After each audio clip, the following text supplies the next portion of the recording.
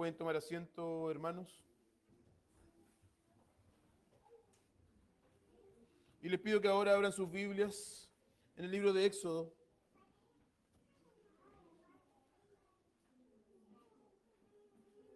En el capítulo 24. No vamos a ir directo a los jueces. Generalmente cuando termino alguno de los libros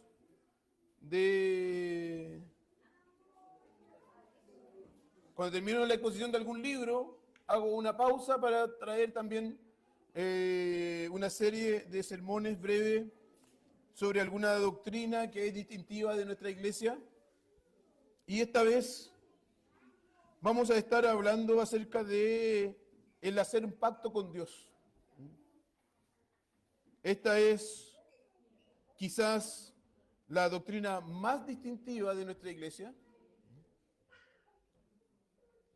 y que, a no ser que hayan llegado acá, probablemente no la hayan escuchado antes. O quizás la escucharon en iglesias neopentecostales que hablan acerca de pactar, pero con un sentido totalmente distinto a lo que nosotros podemos ver en la Escritura. Entonces vamos a estar viendo 4 sermones sobre el hacer pacto con Dios. El día de hoy, ¿qué es y por qué debemos hacer un pacto con Dios? En segundo lugar, vamos a ver próxima semana, si Dios quiere, cuál es el modelo bíblico para hacer un pacto con Dios.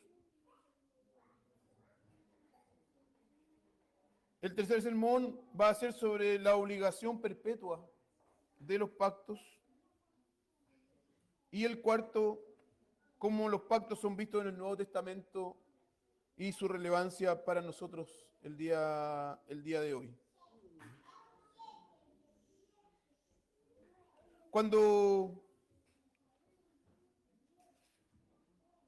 nuestra iglesia es conocida, no solo la nuestra iglesia local, sino que nuestra denominación, o cuando se habla de iglesias presbiterianas reformadas, en su sentido histórico, porque hoy día lamentablemente hay muchas iglesias presbiterianas reformadas en Latinoamérica, que simplemente son presbiterianas reformadas porque necesitaban un nombre, porque salieron de una iglesia presbiteriana. Entonces, ¿qué nombre nos puede caracterizar para no llamarnos igual que la iglesia de la cual éramos miembros antes? Y así hay muchas iglesias en Latinoamérica que se llaman iglesias presbiterianas reformadas. Sin embargo, en su sentido estricto, la iglesia presbiteriana reformada es la iglesia de los pactantes. Así era conocida nuestra iglesia. Los pactantes lo hemos visto muchas veces en un movimiento presbiteriano en Escocia. Son llamados así porque ellos firmaron el pacto nacional, motivaron la firma del pacto de la Liga Solemne que conduce a la Asamblea de Westminster. Y ellos hacen estos pactos porque ven en la Escritura que la respuesta de los hombres y de Israel como nación al pacto de gracia que Dios hace es un pacto de los hombres hacia Dios, en los cuales se promete fidelidad a Dios. Entonces, nada fue tan distintivo para nuestra iglesia, no el Cántico de los Salmos, porque el Cántico de los Salmos era costumbre de todas las iglesias reformadas, no la salmodia exclusiva, no la salmodia a capela, sino que la doctrina de hacer pactos, pactos sociales, pactos nacionales, pactos personales. Nuestros padres entendieron lo central de esta doctrina, porque entendían que la relación de Dios con el hombre siempre se da en términos de pactos. Y la fidelidad de ellos siempre estaba fundamentada en los pactos. Muchos de nuestros padres murieron siendo mártires de la iglesia Y ellos afirmaban en sus últimos momentos, yo no puedo decir ahora otra cosa, precisamente porque yo hice un pacto delante de Dios de que esto es lo que yo voy a defender.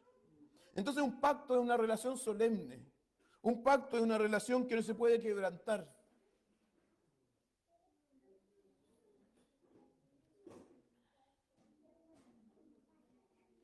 Cuando los ejércitos de los pactantes iban a sus batallas contra los ejércitos del rey, ellos siempre llevaban una bandera, un estandarte azul que dice por la corona de Cristo y el pacto.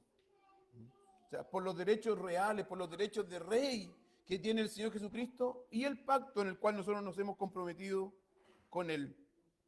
Lamentablemente, esta doctrina que es presbiteriana en su corazón dejó de ser creída por muchos presbiterianos. Esta doctrina que involucra una visión política, una visión de la relación de la iglesia con el Estado se diluyó. Cuando llega a Estados Unidos, la iglesia presbiteriana en general en Estados Unidos no acepta esta doctrina. Y finalmente esa fue la forma de presbiterianismo que llegó a toda Latinoamérica. Y por eso para nosotros doctrinas como esta son muy poco conocidas. Pero yo espero que en estos 4 domingos podamos nosotros entender un poco más acerca de ella. Entonces voy a leer aquí en Éxodo 24 los versículos 7 y 8. Éxodo 24, versículos 7 y 8. Dice, y tomó el libro del pacto y lo leyó a oídos del pueblo, el cual dijo, todas las cosas que Jehová ha dicho, haremos y obedeceremos. Entonces Moisés tomó la sangre y la roció sobre el pueblo. Y dijo, he aquí la sangre del pacto que Jehová ha hecho con vosotros sobre todas estas cosas. Oremos. Señor, te damos muchas gracias por tu palabra. Muchas gracias, Señor, porque la serie de sermones en Josué fue edificante, Señor. Tuvimos mucho que pensar, mucho que aprender, mucho que cambiar. Nos dimos cuenta, Señor, de forma clara de qué es lo que tú exiges de tu pueblo, qué es lo que tú quieres que tu pueblo haga, Señor, que tu pueblo sea fiel, que te obedezca, que crea en ti. Y ahora, Señor, que vamos a comenzar esta breve serie, también te pedimos, Señor, que tú nos hables por medio de tu palabra. Y que este deber de hacer un pacto contigo, Señor, sea claro. Y que entonces, Señor, nosotros siempre estemos renovando este pacto, comprometiéndonos, Señor, con ser fieles a ti, arrepintiéndonos de nuestros pecados. Y respondiendo entonces a tu pacto de gracia, Señor, de una forma adecuada. Que la exposición de tu palabra, Señor, sea fiel, para que así, Señor, tú puedas, por medio de tu Espíritu, por medio de tu palabra, transformarnos. Ayúdanos, Señor, te lo pedimos en el nombre de Cristo. Amén. Esta escena que ocurre en el monte Sinaí nos va a servir como base para entender la naturaleza y el fundamento de el hacer un pacto con Dios. En inglés hay una palabra para esto que se llama covenanting, que yo no he encontrado una traducción, digamos, adecuada, como pactar, pero pactar no refleja todo lo que nosotros debemos hacer. Y por eso lo hablo así, hacer un pacto con Dios. Para que nosotros podamos entender esto, debemos primero definir qué es un pacto. En la teología reformada hablamos de pacto siempre como una relación basada en un juramento solemne entre dos o más partes. O podemos hablar también de un acuerdo hecho entre dos o más partes. Este tipo de relación no es una invención humana, sino que más bien en la forma en la cual Dios mismo ha querido relacionarse o interactuar con sus criaturas. Leímos ahí en Génesis 6 como Dios mismo le dice a Noé: yo voy a hacer un pacto contigo.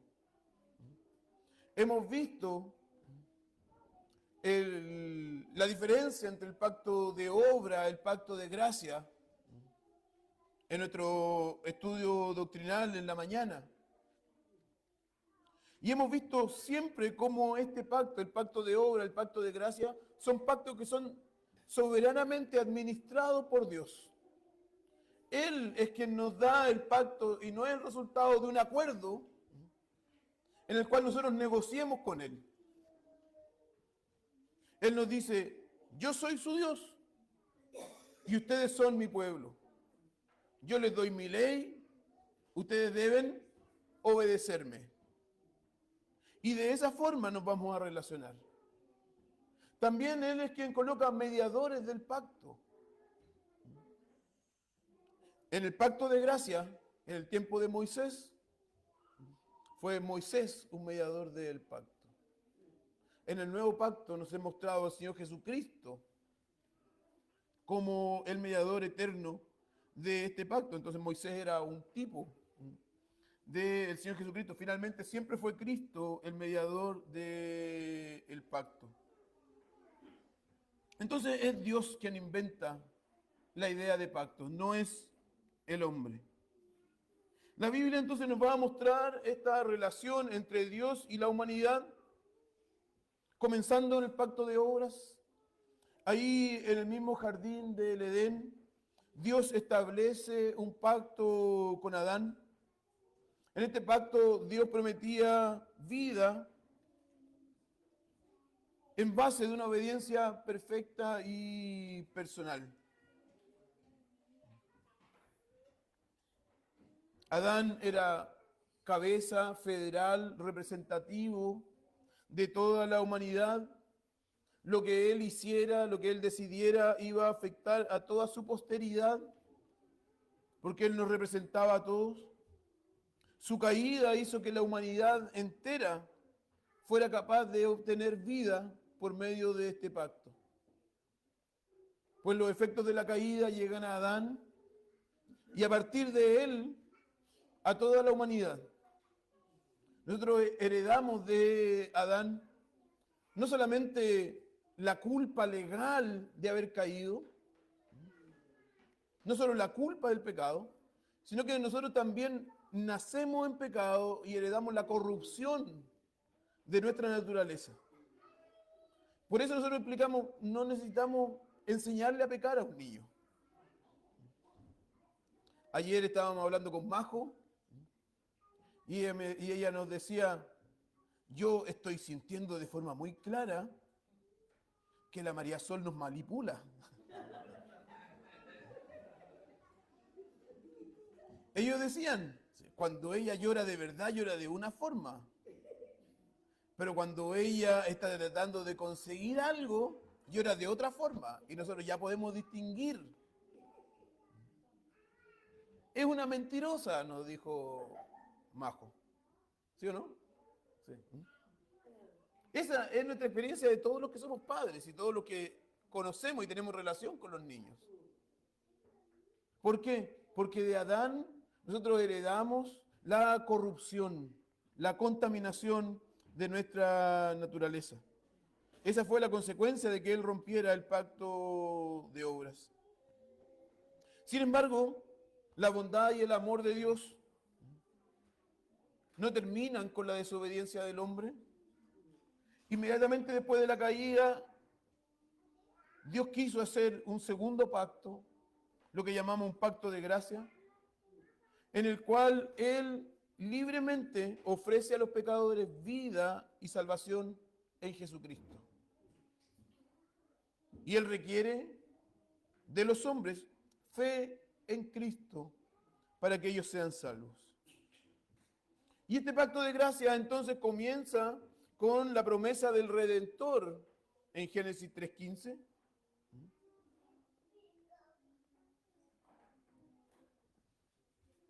Y así nosotros podemos entender que la salvación, por ejemplo, precede o viene antes que la entrega de la ley mosaica.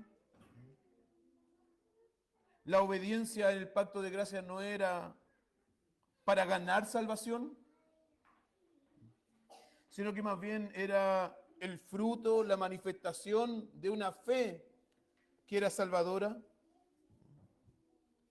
Los pecadores son transformados por la gracia de Dios, por la obra del Espíritu Santo, quien hace que el pueblo entonces se convierta en un pueblo obediente a Dios. Entonces Dios da la ley no para que el hombre pueda obtener salvación, sino porque para que el hombre pueda manifestar su salvación. Y entonces toda ley se da dentro de este contexto, del contexto de un pacto. Pues toda relación de Dios con el hombre se da en el contexto del pacto. Toda ley es la ley del pacto. La ley moral fue resumida en los 10 mandamientos. Ella refleja el carácter de Dios, refleja la naturaleza de Dios, cómo es Dios. Nosotros lo sabemos por medio de los 10 mandamientos también. Las tablas de piedra en las cuales fueron escritos los mandamientos por Dios mismo enfatizan que esta ley moral permanece para siempre, que ella no debe ser rota, que ella no debe ser olvidada, que ella nunca será dejada en el pasado. Es una guía para nosotros y es un reflejo del carácter de Dios. Para el pueblo de Dios, la ley moral nunca fue una carga, sino que más bien siempre fue vista como una guía preciosa para saber cómo vivir para Dios. Romper la ley en el Antiguo Testamento es lo mismo que romper el pacto.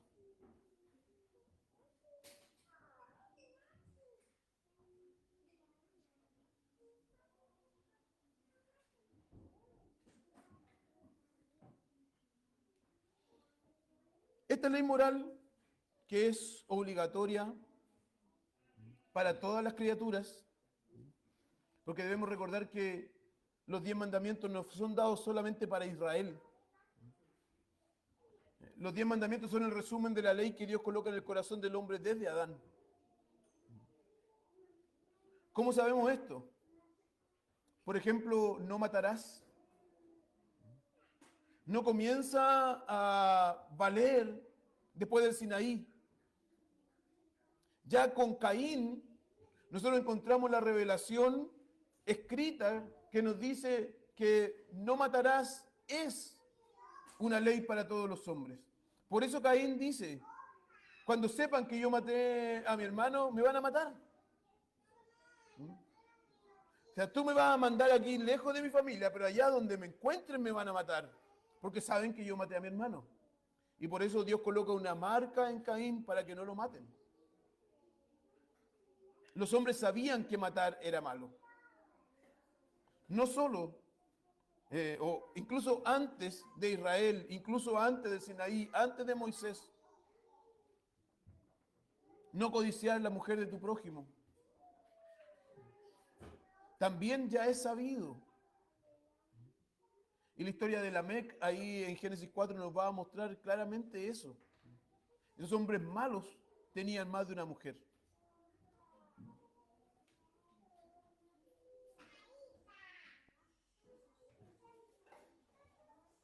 Entonces la ley, que es eternamente obligatoria para todas las criaturas racionales, nos lleva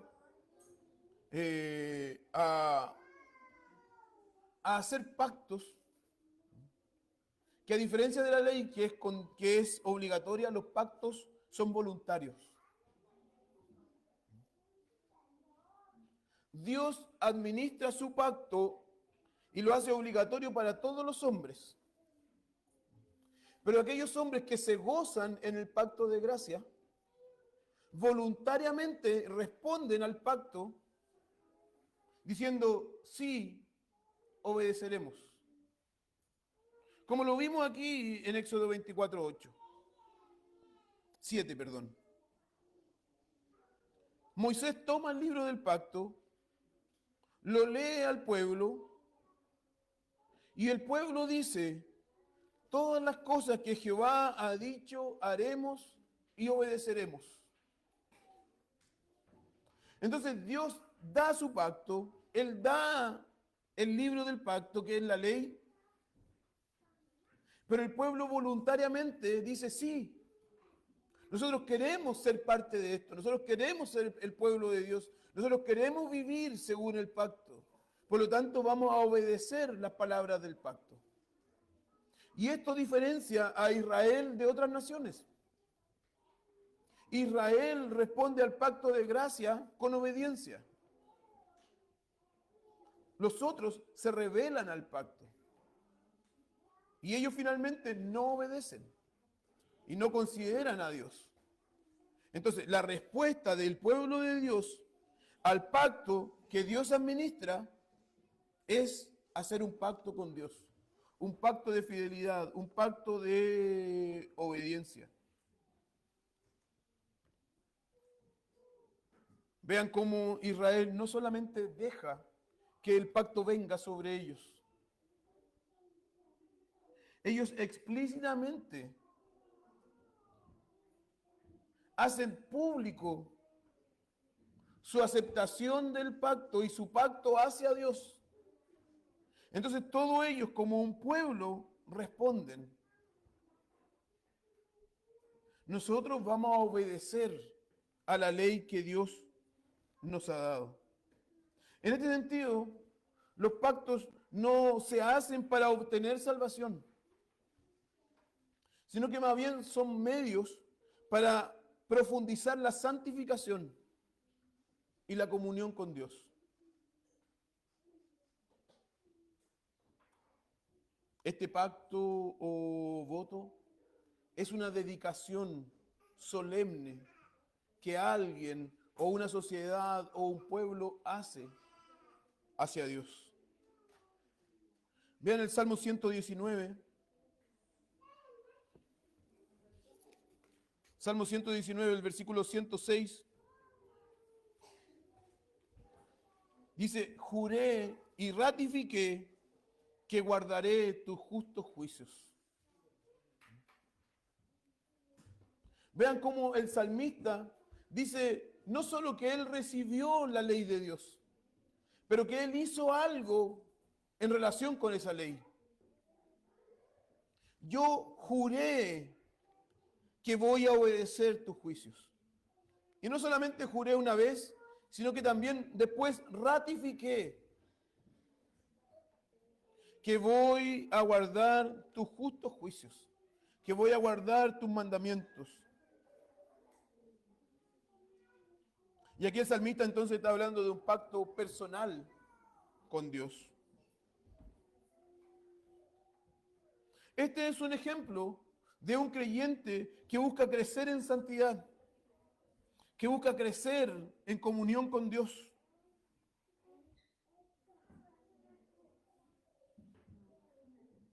A partir de ejemplos como estos, nosotros podemos decir que Dios ordena por su autoridad que los pueblos hagan pactos con Él y que las personas hagan pactos con Él.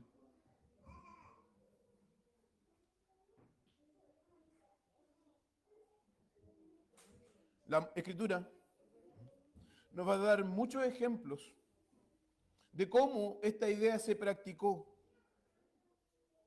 Y esto entonces nos va a servir como un patrón para la iglesia, para los individuos y también para las naciones.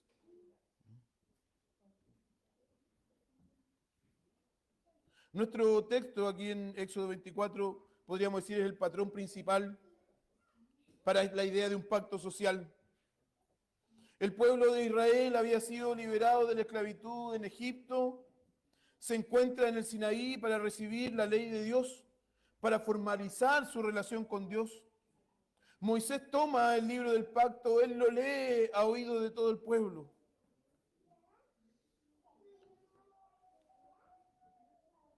Y el pueblo responde, consintiendo pública y explícitamente.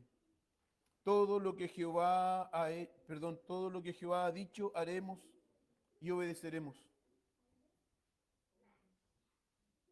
Y este juramento que hace el pueblo entonces es formalmente sellado con la sangre. Dicen que Moisés tomó la sangre y la roció sobre el pueblo. Y dijo, he aquí la sangre del pacto que Jehová ha hecho con vosotros sobre todas estas cosas.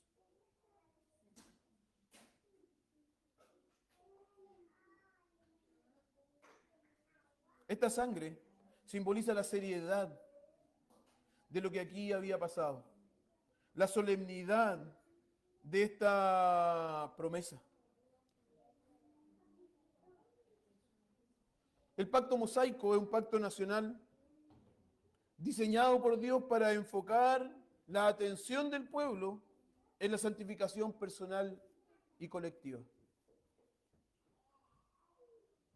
El pacto mosaico, donde Dios da por medio de Moisés no solamente los 10 mandamientos, que son ley no solo para Israel, sino que en este pacto Dios da también leyes civiles y leyes ceremoniales, que son dadas ahora sí específicamente para Israel, para su vida civil y para su vida religiosa. Todas estas leyes lo que hacen es llamar la atención del pueblo a que debe ser santo. Hoy día en la mañana, Gerson en el desayuno me preguntaba, pastor, ¿qué opina usted de los tatuajes? Y yo le decía, bien, yo no creo que en sí mismos sean pecado, pero que sí pueden reflejar un corazón pecaminoso. Depende de las intenciones, depende de lo que hay en el corazón, un tatuaje puede ser pecaminoso. Y yo sabía que eso me estaba apuntando al texto del Levítico, que dice que los hombres no tenían que rasgar o hacerse heridas en la piel. Pero ese texto está en otro contexto donde nos va a decir que tampoco los hombres debían cortarse el pelo, que no debían cortarse la punta de la barba, era como redondear la barba. Entonces, si nosotros decimos que ese texto habla de los tatuajes y que colocaría como pecado los tatuajes, entonces cortarse el pelo y la barba también sería pecado. ¿Es eso lo que vamos a entender? Entonces, ¿qué es lo que quiere decir Dios ahí en Levítico? Todo el libro de Levítico se trata de la diferencia y la separación entre entre el pueblo de Dios y los otros pueblos. Y entonces esa diferencia se iba a ver de forma física también. Esa santidad no solamente debía reflejarse en términos interiores, sino que también en el cómo ellos se veían. Debían verse de una forma distinta. Y por eso las marcas en la piel y el tipo de corte de pelo iba a ser una demostración de que alguien pertenecía a Israel o pertenecía a otro pueblo. Los otros pueblos se marcaban a sí mismos y se marcaban también con motivos religiosos. O sea, con esto decía, yo pertenezco a este es mi Dios. La forma en la cual ellos cortaban sus cabellos también tenía el mismo propósito, distinguirse nacionalmente. Todo el pacto mosaico tiene la intención de que el pueblo reconozca de que ellos son santos, que ellos han sido separados por Dios para Él mismo.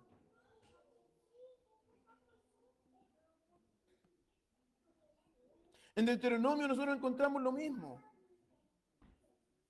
Pero ahora nosotros encontramos en Deuteronomio sermones de renovación del pacto que Dios ha hecho. Y lo vimos también hace poquito, un par de semanas en Josué. En Josué capítulo 23, como el pueblo nuevamente renueva el pacto.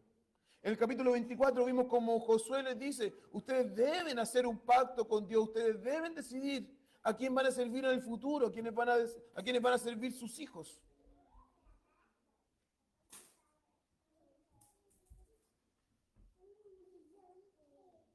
Estas renovaciones del pacto no solamente eran recitar reglas, sino que eran un llamado celoso a la obediencia renovada, a un compromiso renovado de obedecer a Dios. Es por eso que siempre, o casi siempre, porque a veces me olvida, cuando participamos de la cena del Señor, después de ella, yo hago un llamado para que habiendo visto el sacrificio del Señor Jesucristo, su carne partida, su sangre derramada, nosotros renovemos nuestro pacto de obediencia a Dios solemnemente en la mesa del Señor Jesucristo. Y el pueblo lo hizo así, el pueblo de Israel lo hizo constantemente.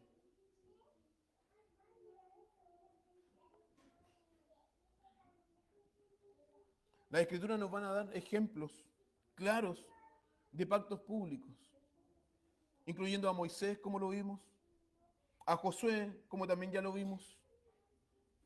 En 2 Crónicas 14 y 15, nosotros vamos a ver al rey Asa. Y la historia nos dice que después de una gran victoria militar, el profeta Azarías se encontró con el rey Asa y le recuerda que Jehová estará con vosotros, le dice. Si vosotros estuvierais con él y le buscareis, será hallado de vosotros. Mas si le dejareis, él también os dejará. Y ahí, con esas palabras, Asa se llena de valor, de valentía, y elimina todos los ídolos de la tierra. Y allí también él, nos dice la Escritura, renovó el altar. Luego él reunió a todo el pueblo, a Judá, a Benjamín, e incluso a los extranjeros que habían en Israel, y entraron todo el pueblo en un pacto con Dios. En este pacto ellos se comprometían a buscar a Jehová, que había sido el Dios de sus padres, que ellos iban a estudiar la ley de Dios, ellos confiesan sus pecados, oran a Dios, y ellos se comprometen a obedecer la ley de Dios. En ese pacto, el centro está en la primera tabla de la ley. No solamente los mandamientos con relación a nuestro prójimo, sino que el centro está en la adoración a Dios, en eliminar la idolatría.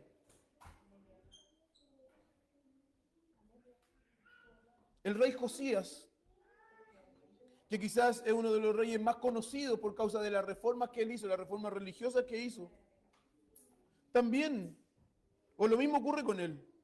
Josías ascendió al trono de Israel a los 8 años. Él comenzó a buscar a Dios a los 16 años.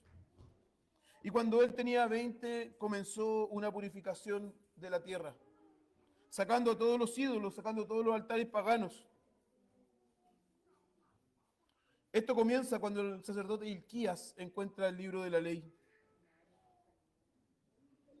Cuando Josías escucha las palabras de la ley, él rasga sus vestiduras en señal de arrepentimiento, porque él y toda la nación habían desobedecido a Dios. Él llama a una asamblea de todo el pueblo. Los ancianos, los jóvenes, los sacerdotes, los levitas, los profetas, todos se reúnen delante del rey.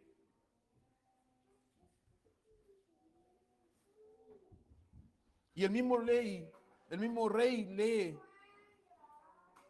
las palabras del libro del pacto, como lo hizo Moisés, como lo hizo Asa. Y después de leída la ley, el pueblo se compromete a hacer un pacto.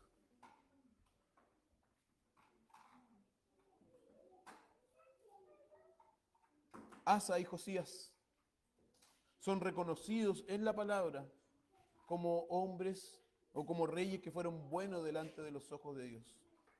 Nosotros debemos recordar, la Escritura siempre va a calificar a los reyes de Israel. Y va a decir, este hizo lo malo delante de los ojos de Dios. Este hizo lo malo delante de los ojos de Dios. Pero Asa hizo lo bueno delante de los ojos de Dios. ¿Qué es lo que hacían los reyes malos? Se olvidaban de la adoración. Traían los dioses de las otras naciones, los adoraban. Construían altares para ellos. Los reyes buenos los eliminaban. Y después que el pueblo entonces había caído en la idolatría, ellos venían a purificar la tierra de los ídolos y hacían un pacto. Ahora nosotros renovamos el pacto que antes ya fue hecho, que nuestros padres desobedecieron, pero que nosotros tenemos que ratificar. Y nos vamos a volver a Dios. Nehemías, después que regresó del exilio, hizo reunir al pueblo para confesar solemnemente los pecados. Y nosotros vemos eso en el capítulo 9 de Nehemías.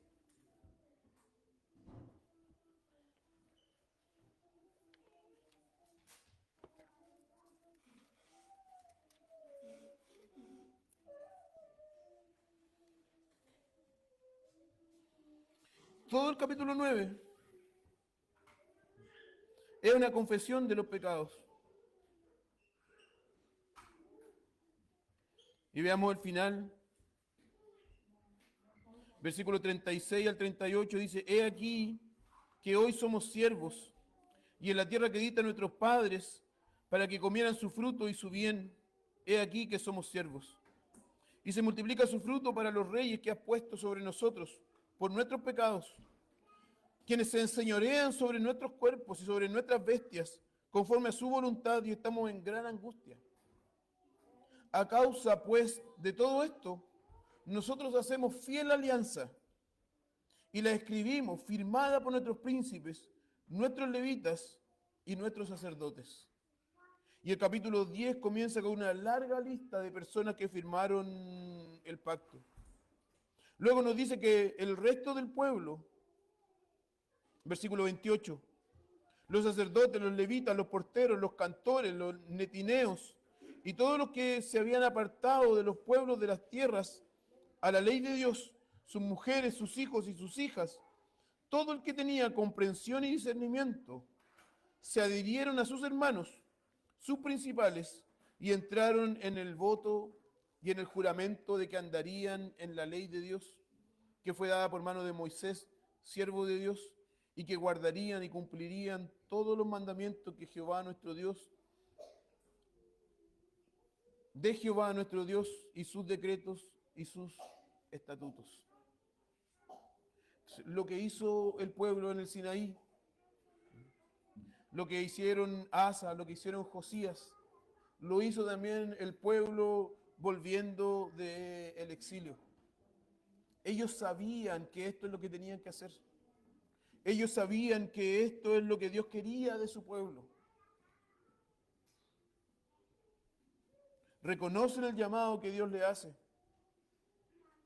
de vivir bajo las Escrituras, de buscar la bendición en Dios por medio de la obediencia.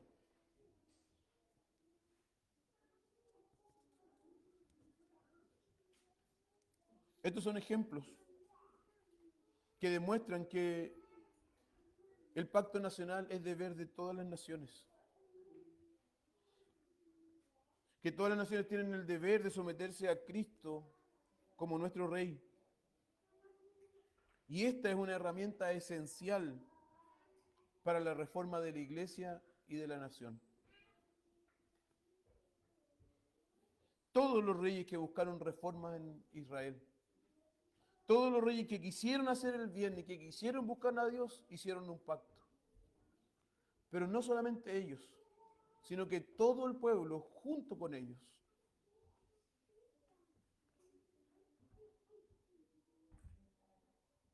estos pactos siempre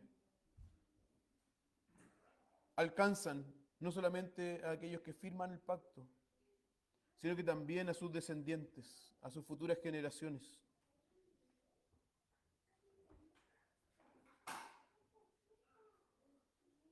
Un principio que es distintivo de estos pactos es que ellos obligan también a los hijos, toda su posteridad. La desobediencia, la ignorancia, la apostasía del pueblo no disuelve el pacto que la nación hizo. Por el contrario, las naciones, las sociedades se mantienen en pacto y es por eso que Dios las castiga más severamente. No es eso lo que nosotros queremos que acontezca con nuestros hijos si ellos se separan de Dios.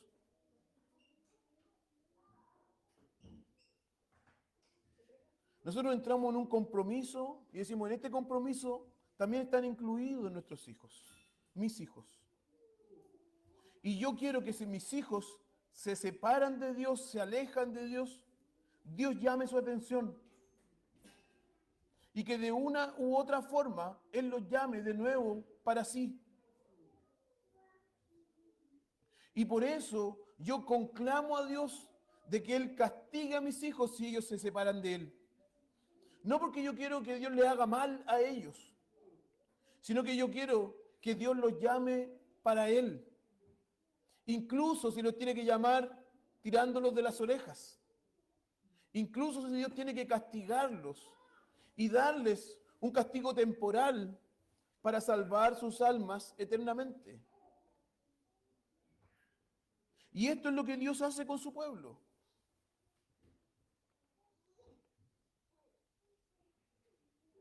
En Deuteronomio 29,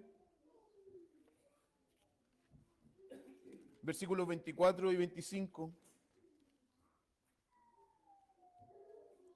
dice, dirán pues todas las naciones, ¿por qué hizo Jehová esto a esta tierra? ¿Qué ira de tan gran furor es esta?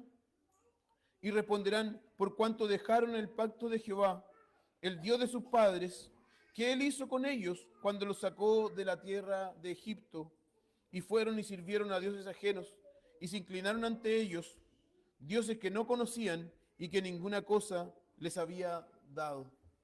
Vean cómo esta idea, los dioses de nuestros padres, es permanente en la Escritura. Perdón, el Dios de nuestros padres. Cuando Asa, cuando Josías, cuando Nehemías hacen pactos, ellos recuerdan que Jehová es el Dios de sus padres. Es el Dios que los sacó de la tierra de Egipto. Aunque ellos no estaban presentes en el momento del pacto, ellos saben que deben renovar el pacto. Porque el pacto también los alcanza.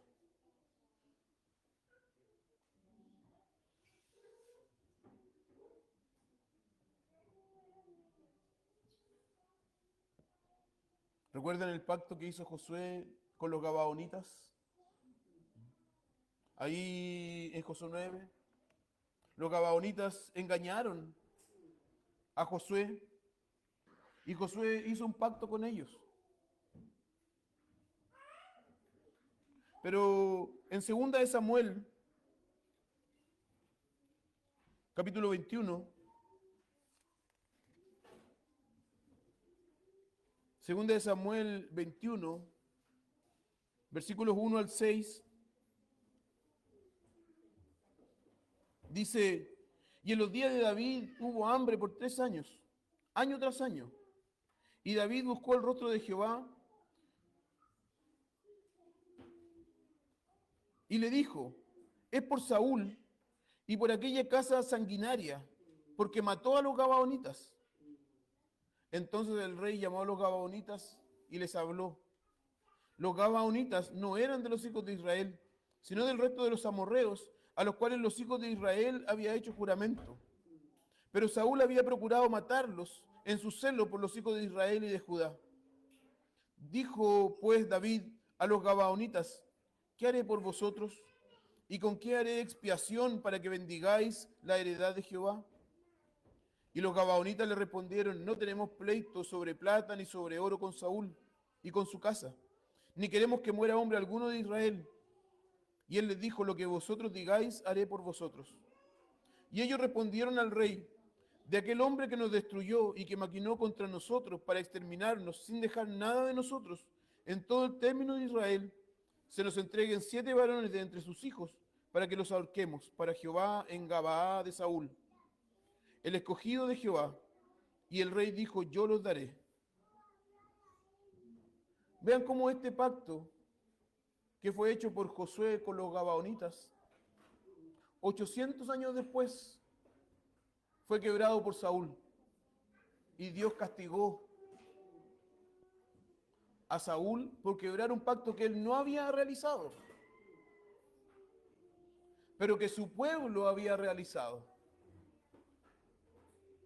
Y entonces todo el pueblo es castigado por el pacto que ellos habían hecho.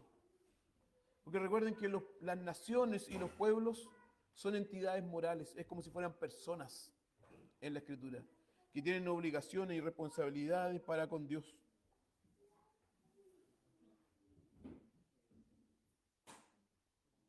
Esto nos muestra la seriedad con la que Dios ve los pactos. Cuando Josué hizo este pacto, él lo hizo desobedeciendo a Dios. Recuerdan que Dios le había dicho, mátanlos a todos. Sin embargo, Josué desobedeció a Dios, pero los pactos son tan importantes que cuando Saúl quebró el pacto, él fue castigado. Él y todo el pueblo, 3 años de sequía, 3 años de hambre. Porque los pactos trascienden las generaciones delante de la vista de nuestro Dios.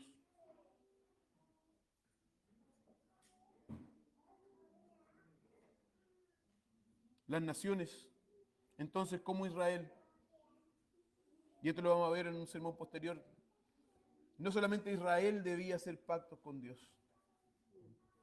Encontramos en el Antiguo Testamento profecías de que las naciones vendrán y harán pactos con Dios. Encontramos promesas de Dios de que Él bendecirá a las naciones porque ellos harán pactos con Dios. Abraham sería padre no solamente de Israel, sino que de naciones. Lamentablemente, el pluralismo moderno nos hace percibir todas las ideas, incluso todas las ideas religiosas, como válidas. Hace poco tiempo, pastores evangélicos en nuestro país lucharon por una ley de culto, una ley de libertad de culto, que finalmente lo que dice es que cualquier persona y cualquier culto deben ser aceptados. Cualquier fe debe ser aceptada. Eso es totalmente contrario a la palabra de Dios.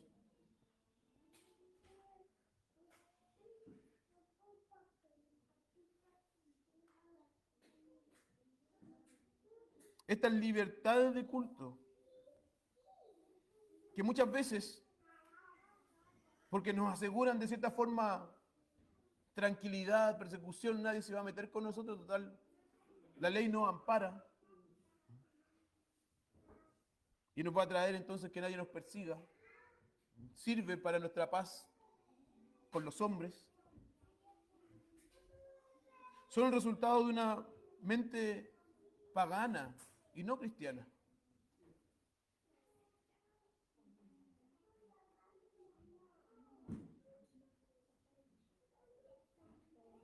La visión bíblica nos dice que las naciones deben venir a Dios, que los magistrados deben venir a Dios. Los magistrados civiles incluso tienen papeles positivos en cuanto a asuntos religiosos. Deben ser, por ejemplo, ayos y nodrizas para la iglesia, dice Isaías. O sea que ellos deben proteger a la iglesia.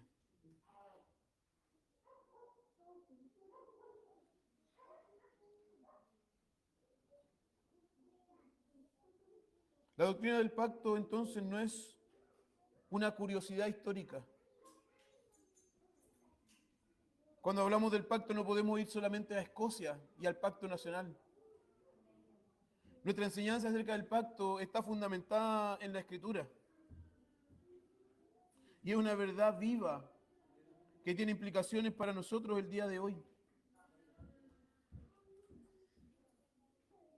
Si nosotros queremos ver una nación bendecida por Dios, nosotros tenemos que orar para que nuestra nación haga un pacto con Dios. Y este pacto se va a reflejar en que explícitamente, formalmente, el Señor Jesús va a ser reconocido como Rey de nuestra nación. Y no solamente nuestra nación, sino que todas las naciones. Nosotros tenemos entonces responsabilidad individual, porque la sociedad no va a cambiar si nosotros no cambiamos primero.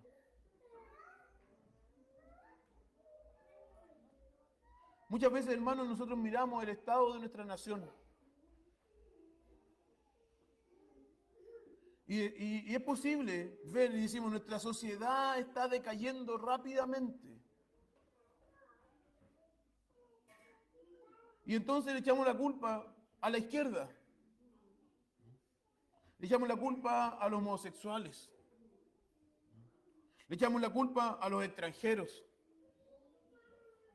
Y le podemos echar la culpa a quien nosotros queramos. Pero nosotros tenemos que entender que primeramente nosotros somos los responsables de lo que está pasando en nuestra sociedad. Si yo soy un pecador, debo apuntar primero mis pecados antes que apuntar los pecados de los otros. Los demás quizás van un paso más allá de lo que yo voy, quizás. Si yo no me arrepiento de mis pecados primero, si yo no soy capaz de vivir para Dios en todo en mi vida, si yo no me arrepiento profundamente de mis pecados, lo que pasa en la sociedad está relacionado conmigo primeramente. Y lo que yo pueda hacer para mejorar la sociedad debe comenzar conmigo primeramente. Es fácil apuntar los pecados de los demás. Pero tenemos que preguntarnos, ¿y nosotros qué? Y ahí entonces está el deber que nosotros tenemos de verdaderamente renovar nuestro pacto con Dios. Un pacto individual. Un pacto individual y también un pacto familiar como Josué. Que no le preguntó a sus hijos, ¿ustedes a quién quieren servir? Incluso no le preguntó a su esposa, ¿y tú a quién quieres servir? Él como líder de su casa, como cabeza de su casa, dijo, yo y mis hijos, toda mi familia, serviremos a Jehová. Eso significa que mi pacto no me involucra solo a mí, sino que también a mis hijos, a toda mi familia. O sea, si yo y mi familia no estamos sirviendo a Jehová, no vamos a ver un pacto nacional siendo realizado. No vamos a ver nuestra sociedad reconociendo al Señor Jesucristo. Porque finalmente la sociedad está compuesta de muchas familias, muchos como nosotros. En nuestra democracia nunca va a ser elegido un presidente que ame a Dios, si aquellos que aman a Dios y que lo aman a Él como lo mayor en sus vidas no son mayoría. Entonces estamos buscando no solamente un cambio político, estamos buscando una reforma en la iglesia.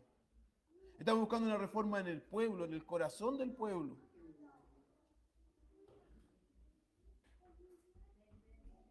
Estamos dispuestos, hermanos, a renovar nuestro pacto de obediencia sincera y profunda delante de Dios, de una búsqueda diligente por el crecimiento del reino del Señor Jesucristo. Oramos y dependemos de Dios para que Él cambie nuestra vida. Como iglesia, ¿estamos trabajando fielmente para servir al Señor Jesucristo? ¿Estamos haciendo todo lo que podemos?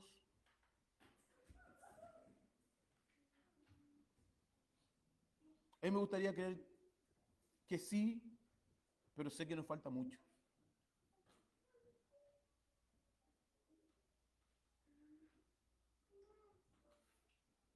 Los presbíteros, con los presbíteros de la sesión, dijimos, nosotros queremos que la iglesia crezca, pero tenemos hermanos en La Calera y en Coltauco, ¿por qué no comenzamos ya? Estamos esperando que venga un misionero, pero necesitamos que venga un misionero para hacer que la iglesia crezca. No, todavía estamos jóvenes, todavía podemos hacer cosas, todavía podemos viajar. ¿Por qué no podemos hacerlo nosotros? Y hermanos, cada vez más estamos recibiendo llamados de gente que quiere ver nuestra iglesia en sus ciudades. Esta semana un hermano de Ercilla, en la 9ª región. Pastor, aquí somos 5 familias y necesitamos una iglesia. Y así hay en muchos otros lugares, en el norte también. ¿Qué estamos haciendo nosotros? ¿Estamos verdaderamente dando todas nuestras fuerzas para el crecimiento de la iglesia?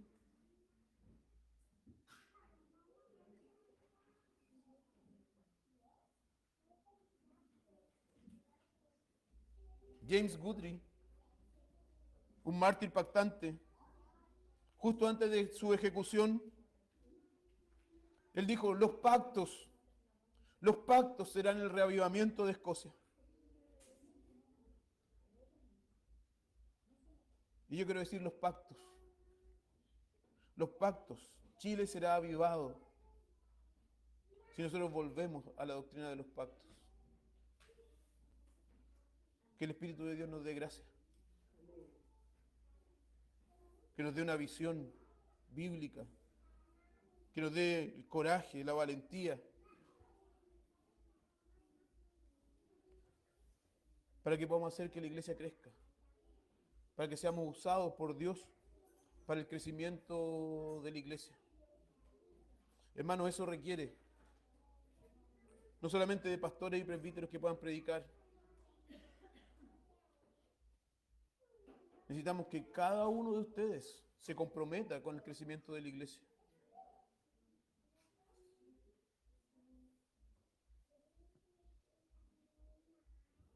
Tenemos que hablar sobre los hermanos de Ercilla y de cualquier otro lugar que nos llame, pero ¿y los recursos para eso? Nosotros tenemos un presupuesto que está más al límite. No hemos crecido este año en cuanto a miembros de la iglesia. ¿De qué forma podemos crecer? Si cada uno de nosotros da más para el crecimiento del reino. Y con esto quiero decirlo así, hermanos. Coloquen sus manos en sus bolsillos también. Mi sueldo no cambia si ustedes dan más. No lo estoy diciendo por mí. Lo estoy diciendo por la iglesia. No queremos y no necesitamos ahora más que un poco de pintura. Tampoco la iglesia local, el edificio, va a crecer. Pero necesitamos que la iglesia se expanda. Necesitamos estar más tiempo en otros lugares. Necesitamos gastar más en viajes. Necesitamos que la iglesia entonces se comprometa con el crecimiento del reino de Cristo. Con sus oraciones, con su trabajo, con sus ofrendas. Que el Señor nos ayude. Señor, te damos muchas gracias por tu palabra, Señor. Tú, Señor, no quieres un pueblo sin compromiso delante de ti. Nosotros, Señor, en nuestra imagen, en nuestra relación con personas, por ejemplo, en el matrimonio, cuando nos hacemos promesas, las formalizamos, los colocamos anillos, decimos yo me voy a casar. No es una relación casual, no es una relación sin compromiso. Queremos que de forma pública nuestro compromiso profundo sea visto. Tú también quieres, Señor, que tu pueblo te responda con un compromiso por formal, profundo, sincero, interior. Tú quieres, Señor, que nosotros hagamos pactos contigo, que juremos, que reafirmemos que vamos a obedecerte, que vamos a seguir tus juicios, que vamos a guardar tus mandamientos. Ayúdanos, Señor, entonces a arrepentirnos profundamente de nuestros pecados para buscarte a ti. Ayúdanos, Señor, a abandonar el mundanismo que hay en nosotros. Ayúdanos, Señor, a no apreciar la comodidad. Porque tantas veces, Señor, el mundanismo, la comodidad son frenos para el crecimiento de tu reino. Haznos, Señor, fieles, fieles para ti. Que guardemos tu pacto. Que enseñemos a nuestros hijos, Señor, a guardar el pacto. Para la gloria de tu nombre, Señor. Obra, Señor, en medio de nosotros. Purifícanos, Señor. Para que tu iglesia y para que tu reino, Señor, brille y sea luz en nuestra sociedad. Guárdanos, Señor. Te lo pedimos en el nombre del Señor Jesucristo. Amén.